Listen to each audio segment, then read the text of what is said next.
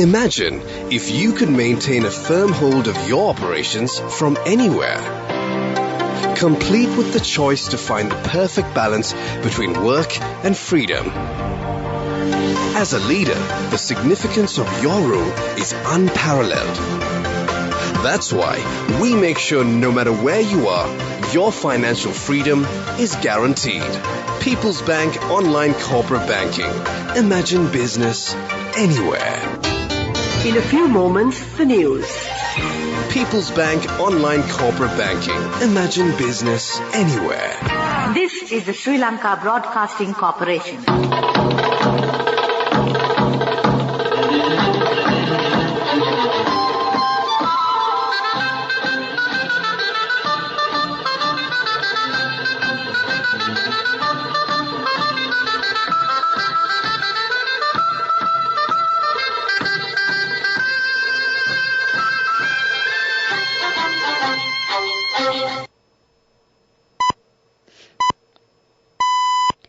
It's precisely 6:15.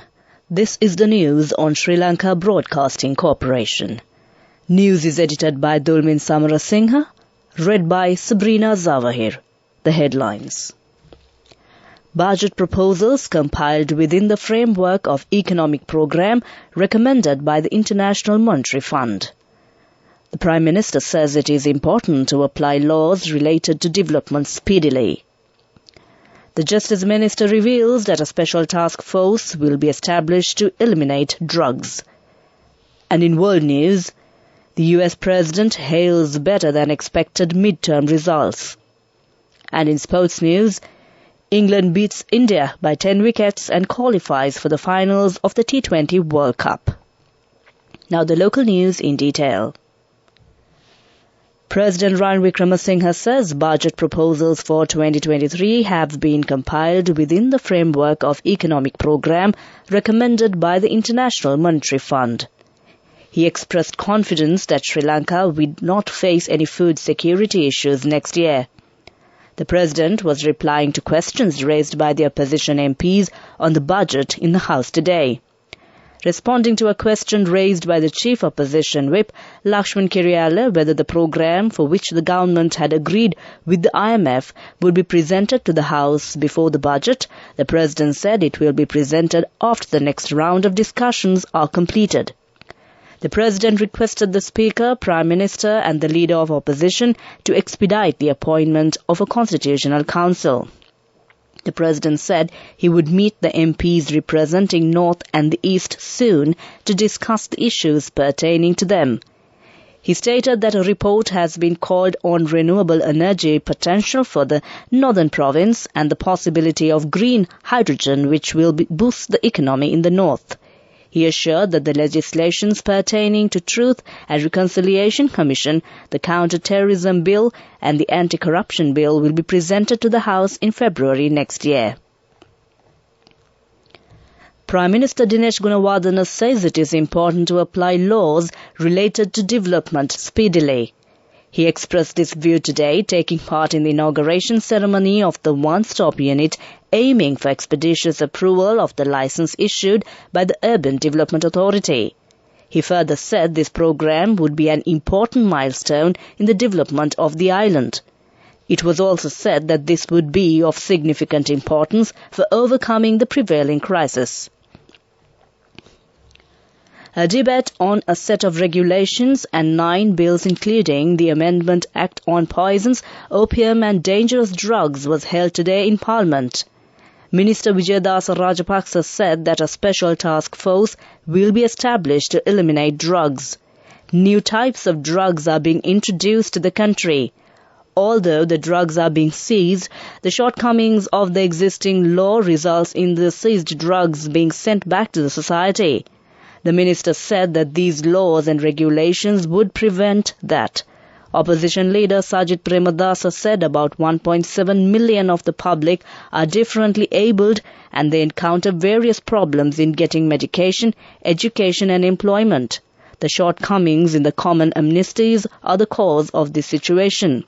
He pointed out the need of recognizing their talents, contributing to their welfare and gaining their support in the development of the island. This news is brought to you by Sri Lanka Broadcasting Corporation. People's Bank Online Corporate Banking. Imagine business anywhere.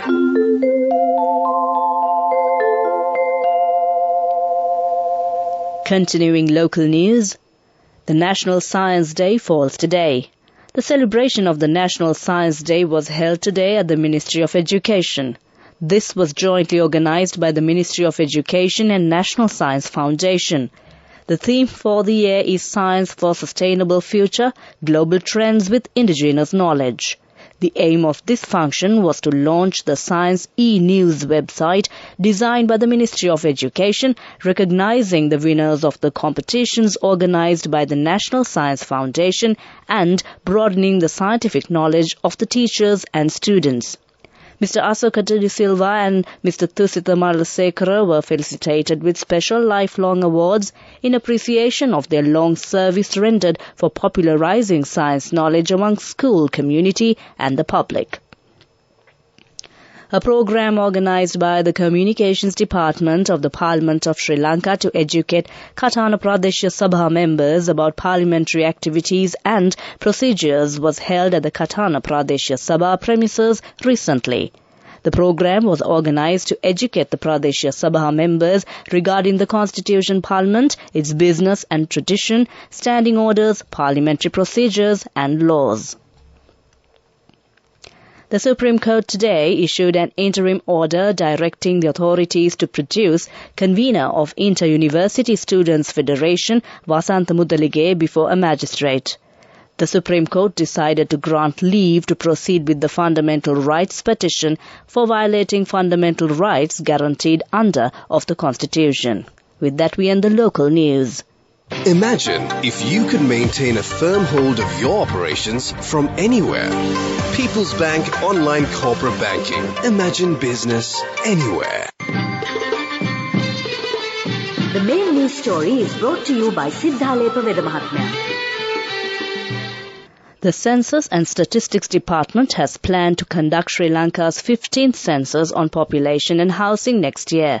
The census will be conducted in several steps, and the activities of the first steps have already been completed. The department said training of the officers for the census will commence in December. The census is expected to be concluded in 2024. The last census on population and housing in Sri Lanka was conducted in 2012. That was Main News. The main news story was brought to you by Siddhalepa Vedamahatmya. Watch Life is brought to you by Tertiary and Vocational Education Commission. Sri Lanka Association for Software and Service Companies will host the IT-BPM Career Fair in Jaffna on November 17th at the University of Vaunia and at the University of Jaffna on November 18th. This year's key activities during the IT-BPM Career Fair will center on securing jobs for final year students in over 20 leading IT-BPM companies in the country who will be joining the event. That was Watchlight. Be aware before you follow any vocational course. When you select a training institute, check and verify its registration and course accreditation by Tertiary and Vocational Education Commission (TVEC) without wasting your valuable time and money. Visit and meet skills development officers or career guidance practitioners. Visit www.tvec.gov.lk for more information. Message from Tertiary and Vocational Education Commission. World News. Brought to you by courtesy of... We give you the strength to rise higher and higher. Never step back, but always march forward. Empowering you to reach greater heights. People's Leasing, the trusted leader. The headlines of the world news. The US President hails better than expected midterm results. The UK and Switzerland are striking a deal on science collaboration as both countries blocked from a major EU scheme. A top Iranian actress poses without headscarf. Now the world news in detail. U.S. President Joe Biden has expressed relief after Democrats fended off major Republican gains in the midterms. Republicans are inching towards control of the House of Representatives, but Mr. Biden noted that a giant red wave did not materialize on Tuesday night. Either party could still win the Senate, which hinges on 3 races that are too close to call. The party in power, currently the Democrats, usually suffers losses in a president's first midterm elections. The UK and Switzerland are striking a deal on science collaboration as both countries continue to be blocked from a major EU scheme. Political tensions mean the two nations have been shut out from the EU's multi-billion-pound Horizon programme. There are no fresh funds as part of the US-Swiss deal. But Swiss ambassador to the UK, Markus Lettner, described it as a political signal to researchers to deepen existing ties and find new projects. A top Iranian actress has posted an image of herself on Instagram without a headscarf to signal solidarity with anti-government demonstrations. Tarania Al-Dossi, best known for her role in the Oscar-winning film The Salesman, also held a sign reading "Women, Life, Freedom" in Kurdish.